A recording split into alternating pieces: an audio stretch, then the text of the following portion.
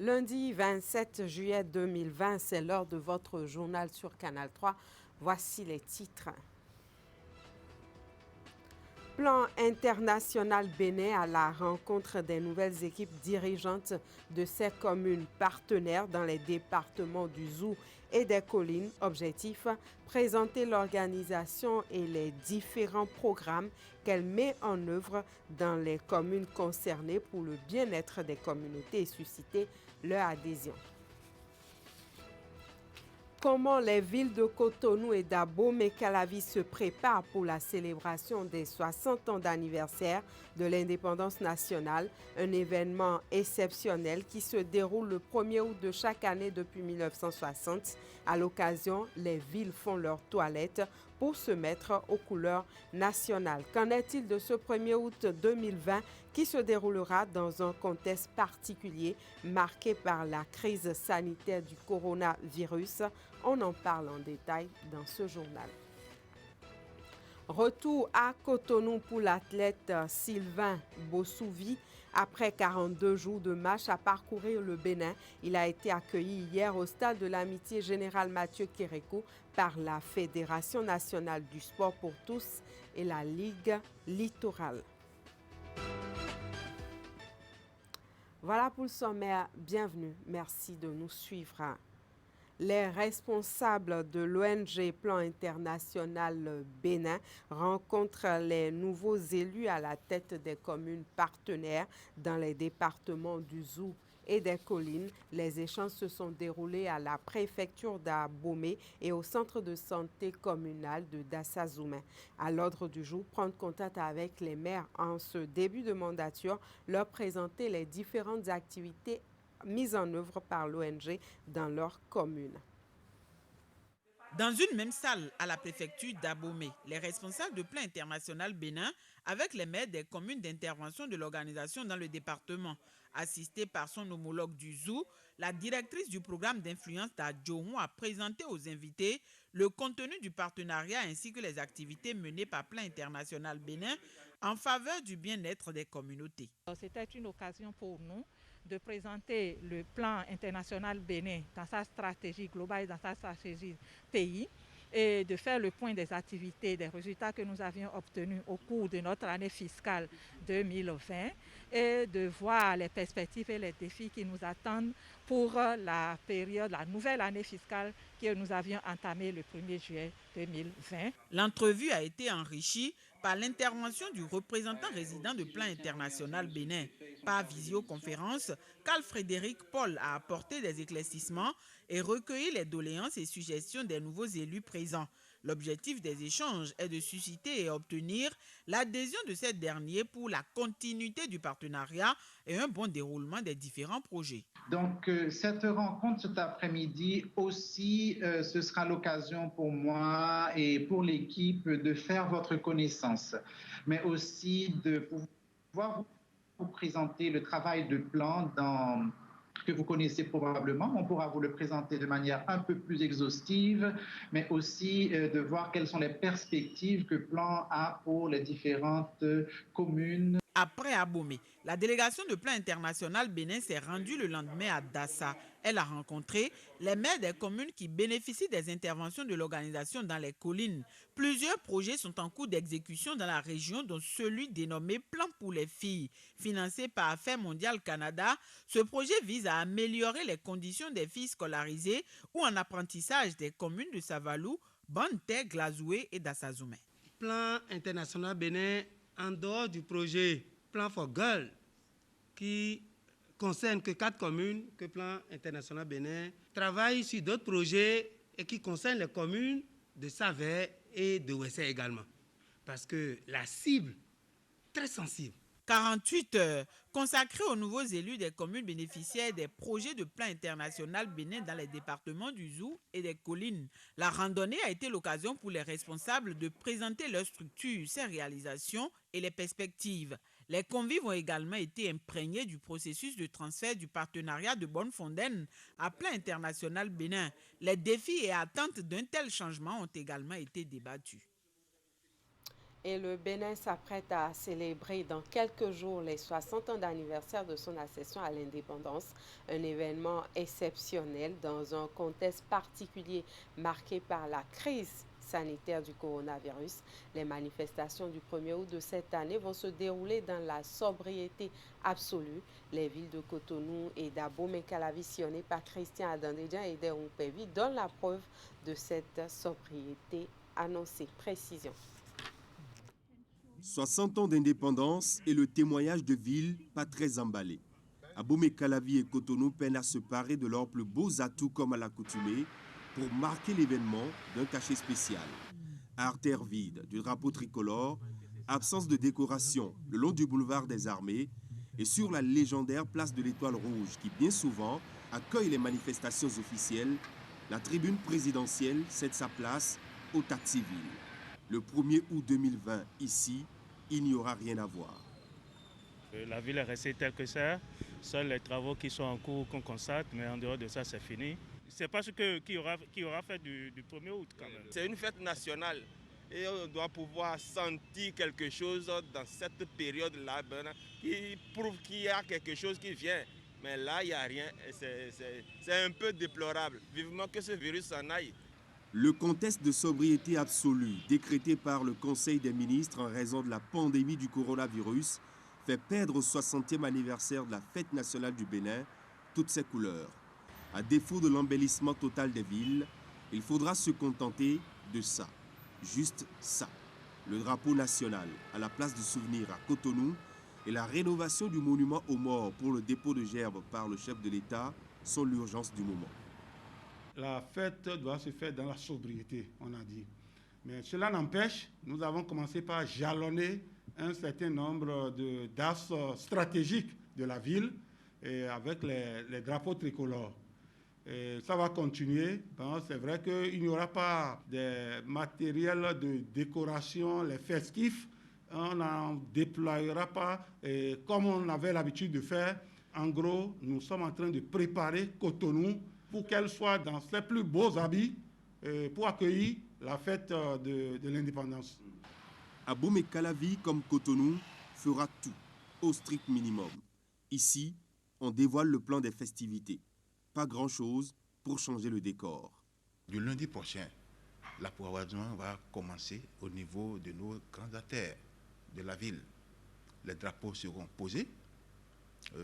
Nous allons embellir les endroits qu'il faut et nettoyer les coins et recoins dans nos quartiers de Calavi. Et le monument aux morts est en train d'être réhabilité. On va passer de peinture au niveau de certains carrefours de notre ville d'Abomey-Calavi. Alors que la fête nationale du 1er août approche à grands pas, il reste à espérer le peu d'élan pour donner aux villes leur apparat de grand jour.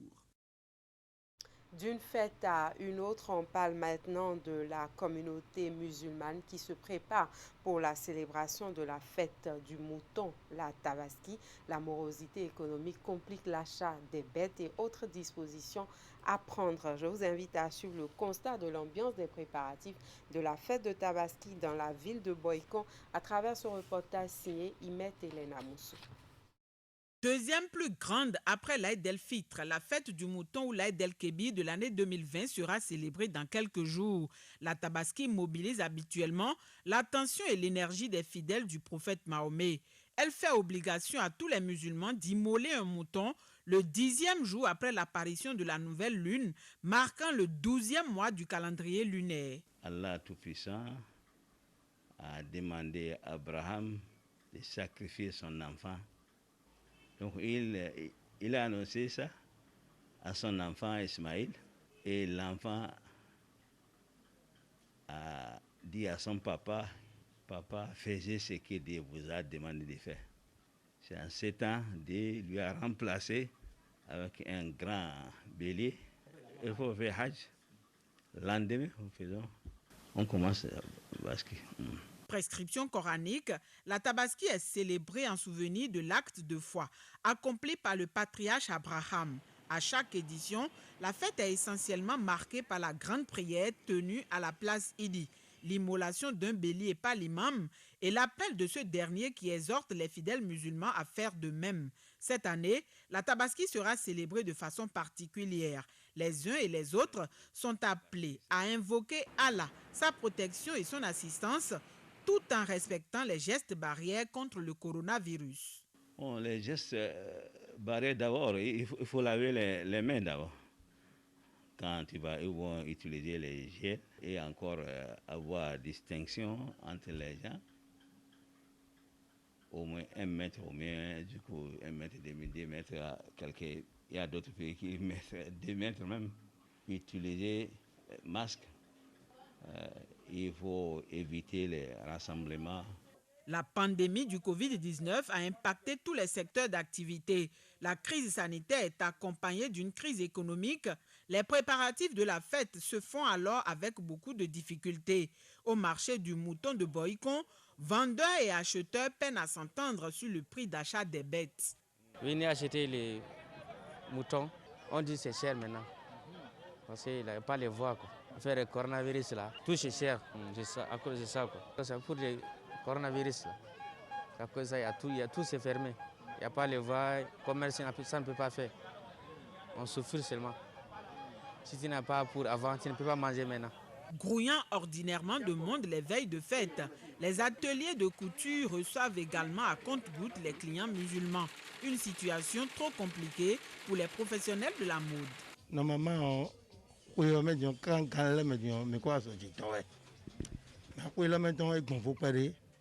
tantôt il doit quoi mêler nos avoirs tantôt il doit quoi mêler nos édailles tout juste un monde étant Hola mettons et fac pédé de la moration de l'auto mais des sous et quand il La célébration de la Tabaski confère aux fidèles musulmans bénédiction et grâce. Elle a lieu au lendemain de l'accomplissement du Hajj qui va cette année se dérouler de façon particulière. Autre sujet d'actualité maintenant, la conférence épiscopale à travers Caritas Bénin va jouer sa partition dans la lutte contre la pandémie du coronavirus. Un mini-projet a été lancé vendredi dernier à Porte-Novo pour accompagner des centaines de ménages en difficulté dans les départements de l'Ouémé et de l'Atlantique. Les détails de la cérémonie de lancement du projet avec Emma Rodonou et Barnabé Messan. Par le biais de Caritas Bénin, l'Église catholique sera aux côtés des populations vulnérables des communes des Aguégué, de Misrité, Avrancourt, Toribocito, Zé, Pomassé et Tofor dans la lutte contre le coronavirus. Cet élan de solidarité qui vise également à accompagner les efforts du gouvernement entre dans le cadre d'un mini-projet financé par Caritas International et dont le lancement a été fait par Monseigneur Aristide Gonzalo, évêque du diocèse de Porto-Novo. Notre engagement se décline en 4 points significatifs. 1. Distribuer 5000 masques faciaux aux populations pauvres et démunies pour contribuer à assurer leur protection contre la transmission du coronavirus. 2. Mettre en place 120 dispositifs de lavage des mains dans les principaux marchés et autres lieux de grand rassemblement des communes ciblées en vue de la promotion de l'hygiène et de la désinfection des mains pour limiter l'expansion de la COVID-19. 3. Distribuer des vivres et des biens domestiques à 500 ménages très pauvres fragilisés par la restriction de mobilité imposée par le gouvernement béninois dans le cadre de la lutte contre la COVID-19. 4. Sensibiliser les populations à travers 120 émissions radiodiffusées sur les 3 mois et des messages clés avec support visuel, affiches et boîtes à images.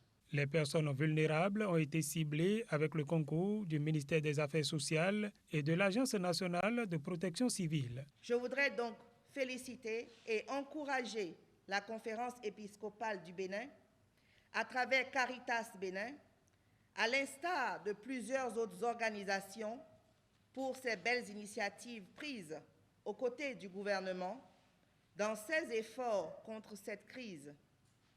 Recevez, Excellence Monseigneur, en cette occasion mémorable, notre soutien toujours renouvelé pour la cause humaine. Caritas Bénin est un partenaire humanitaire qui accompagne régulièrement le pays par l'entremise de l'Agence nationale de protection civile dans le cadre de la gestion des risques et catastrophes. On en a cité par exemple tout à l'heure les inondations exceptionnelles de 2010-19, le drame d'Avamé à Toribosito et surtout son apport dans la gestion des conflits sociaux communautaires à Kobli en 2018 et 2019. Selon Monseigneur Aristide Gonzalo, ce mini-projet sera suivi très prochainement d'un grand projet où il sera question de mettre à la disposition de plus de 1000 écoles à cantines relevant du gouvernement et des écoles maternelles et primaires catholiques des zones déshéritées, plus de 100 000 pains de savon et 400 dispositifs modernes de lavage des mains pour promouvoir le lavage des mains. Et au thème de ce lancement, Monseigneur Aristide Gonzalo, évêque du diocèse de Porte-Nouveau, a passé un message à toute la population béninoise. Il invite les uns et les autres à prendre conscience de l'existence de la COVID-19 et surtout à respecter les mesures barrières. Je vous invite à suivre l'essentiel de son message. J'estime que cette occasion est bien trouvée pour adresser un message à la nation béninoise. Nous traversons une crise qui impacte toutes nos activités, toutes nos personnes, et nous pouvons avoir la garantie que la COVID-19 est une réalité. Et nous n'avons pas intérêt à banaliser cette réalité-là. Nous ne devons pas baisser la garde. Et je crois que c'est ce qui devrait être notre leitmotiv, ne pas baisser la garde. Et ce ne sont pas seulement ceux qui habitent les grandes villes qui sont impactées par ce fléau, et tous ceux qui habitent aussi la campagne, les villages, les milieux ruraux, ils ont été impactés, ils ont contracté la maladie.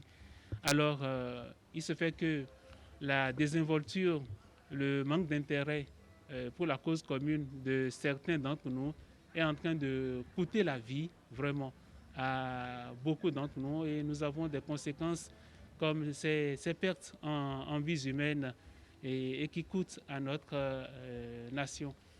Un seul mort, c'est déjà un mort de trop. Et nous avons des raisons de lutter pour arrêter ce fléau, pour limiter au maximum les effets dévastateurs de cette pandémie. Et cela n'est possible que si nous respectons les consignes qui nous sont adressées, qui nous sont données pour la préservation de nos vies. Et c'est pour cela que j'invite vraiment tout le peuple béninois à poursuivre l'observance stricte des mesures barrières que nous connaissons, comme le lavage des mains, le lavement des mains, le port de masque, la distanciation sociale, pour ne citer que cela. Et cela doit pouvoir se faire en tout lieu et à tout moment. Et nous pouvons estimer que tout relâchement à ce niveau-là est préjudiciable à notre vivre ensemble. Alors ne baissons pas la garde, c'est bien le leitmotiv, ne baissons pas la garde. Et j'en appelle à la solidarité nationale afin que cette pandémie sanitaire ne devienne pas une pandémie sociale. Dans un tout autre registre maintenant, la première session criminelle de l'année 2020 a démarré ce matin au tribunal de première instance de deuxième classe d'Abomey-Calavi. Les assises ont duré 2 semaines, 40 dossiers sont programmés. À l'occasion, retour à présent sur la sortie médiatique du procureur du tribunal de première instance de deuxième classe d'Abomey-Calavi. Durant 2 semaines environ, 40 accusés connaîtront leur sort à travers 20 dossiers inscrits au rôle et répartis comme suit. Un dossier d'assassinat, un dossier d'incendie volontaire, un dossier de meurtre, un dossier de coup mortel, 2 dossiers de traite d'enfants, un dossier d'association de malfaiteurs, un dossier de vol à main armée, un dossier de tentative de vol qualifié et 11 dossiers de viol. Une analyse des divers crimes figurant sur le rôle d'audience permet de constater que les crimes contre les personnes prédominent nettement pour un pourcentage de 87%, contre les crimes contre les biens pour un pourcentage de 13% environ. Ce tableau traduit la survivance, voire la recrudescence des agressions sexuelles dans le ressort du tribunal d'Abomey-Calavi. Et ce, en dépit des efforts sans cesse fournis par les pouvoirs publics et les forces de sécurité dans la lutte contre cette forme de délinquance, le banditisme et l'insécurité. Le pouvoir judiciaire, en organisant la tenue de la session qui s'ouvre, compte jouer pleinement sa partition. Il apportera les réponses idoines aux cas qui lui sont déférés, afin d'assurer et de rassurer les populations. Au cours de cette session, justice sera rendue à des dizaines de concitoyens qui attendent en détention provisoire depuis de longues années. Il convient de faire observer que la tenue régulière des sessions criminelles depuis un certain temps au tribunal d'Abomey-Calavi participe de la politique de résorption et de désengorgement de la population carcérale. Messieurs les journalistes, chère population, nous sommes à l'ère d'une justice plus efficace parce que plus respectueuse des délais, une justice plus équitable parce que renforcée par les garanties procédurales accordées aux accusés dans un contexte marqué par des mutations majeures du droit pénal et de la procédure pénale. Les audiences seront publiques. Les populations des villes d'Abomey-Calavi et de Soava et des environs y sont conviées, en vue de s'informer, de s'éduquer, tout en respectant les gestes barrières et les règles de distanciation édictées dans le cadre de la lutte contre la pandémie du Covid-19. Je saisis cette occasion pour remercier M. le bâtonnier de l'Ordre des avocats, l'ensemble des magistrats du ressort de la Cour d'appel de Cotonou qui ont accepté et facilité l'organisation de la présente session du tribunal statuant en matière criminelle. Une note de sport maintenant pour finir. Après 42 jours de marche, Sylvain Mbosouvi fait son retour à Cotonou. Parti du stade de l'Amitié Général Mathieu Kérékou, l'athlète a fait le tour du Bénin à pied en parcourant environ 2000 km. À son arrivée hier dimanche, il a été accueilli par la Fédération nationale du sport pour tous et la Ligue littorale. Précision Ali Moumouni, Henri Gandhi. Le 14 juin 2020, Sylvain Mbosouvi quittait Cotonou pour faire le tour du Bénin à pied. Le défi, c'est de parcourir les 12 départements par la marche. Ce dimanche 26 juillet, il fait son retour et est accueilli par la Fédération nationale du sport pour tous et la Ligue littorale. Je n'aurais pas pu réussir cet événement sans le soutien de toutes les ligues du littoral, en passant par l'Ouémé, le plateau, le Zou, les collines, la Donga, l'Albori, la Takora, faire le tour et jusqu'à revenir à Cotonou. Si cette ligue-là n'était pas là, je ne pourrais pas y arriver. Environ 2000 km en 42 jours, tel est le défi relevé par Sylvain Mbosouvi. Athlète du club de sport Marche Pro du stade de l'Amitié Général Mathieu Kérékou de Cotonou, il porte aujourd'hui le flambeau du projet Tour du Bénin à la marche 2020. On a dit Tour du Bénin, c'est une aventure. J'ai dormi sur un camp Peul. J'ai été accueilli par un chef Peul, mais un camp Peul, c'est moi seul, je sais comment c'est. Et après, vous aurez des informations de là. J'ai mis cap sur Bebereke, Beroué, Gogourou, Kandi. Là, on est dans l'Albori.